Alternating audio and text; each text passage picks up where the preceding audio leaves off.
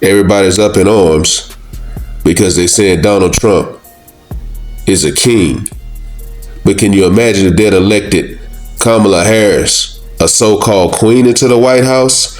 This what you would be hearing. If you're experiencing what they've coined climate anxiety, which is their fear that because of changing in extreme weather, that the future of their lives is very much at stake. My goddaughter, who's a junior in college right now, was crying to me just 2 days ago, worried about what is the world going to be for me, Auntie.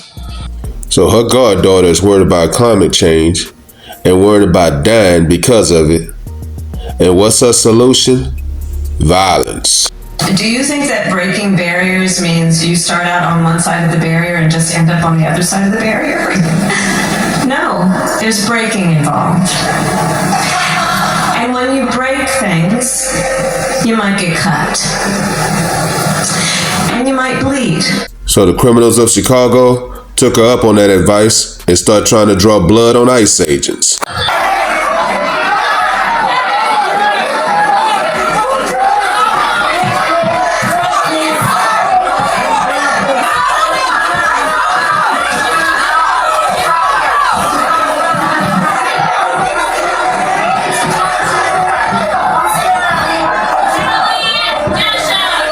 ICE agents are getting attacked, spit on, rocks thrown at him, but the overweight lover Heavy P don't care. He wants Stephen Miller arrested. The people who serve for the president, including all the way down to ICE agents, can be held accountable when there's a change of administration who's willing to hold them accountable when they break the law. Now, Stephen Miller is clearly ordering people to break the law. Instead of arresting MS-13 and illegals, you won't believe who they want to go after. I'm a white woman that has lived in a red state my entire life, and I can tell you when I'm around white people, they test the racist water. They test it on people like you all the time. So instead of going after MS-13 gang members, illegal criminals, and people that are destroying the country, they want to go after assumed racist white people in Republican states. Man, these guys are ridiculous. I mean, that's the best you can do? Call white people racist? Look, everybody's not racist, but we know illegals are causing problems, and we know MS gang members are dangerous. Listen to what this guy, Graham Plattner, who is running for senator in Maine, had to say. Unprofessional. If people expect to fight fascism without a good semi-automatic rifle, they ought to do some reading of history. Now let me ask you, should we elect Democrat leaders who's always promoting violence against Republican leaders? Caroline Levitt's had enough of this rhetoric. The Democrat Party's main constituency are made up of Hamas terrorists, illegal aliens, and violent criminals. And this is what got this sombrero-wearing Democrat and his feminine energy. Caroline Levitt, who's sick, she's out of control.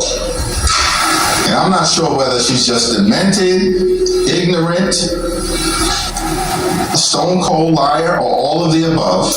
You think attacking sweet Caroline Levitt makes you tough? Nah, that makes you a weak leader, bruh. Meanwhile, Zelensky's back at the White House, hoping that he can get peace with Russia. Take a listen. Congratulations with your successful ceasefire in the Middle East. Thank you.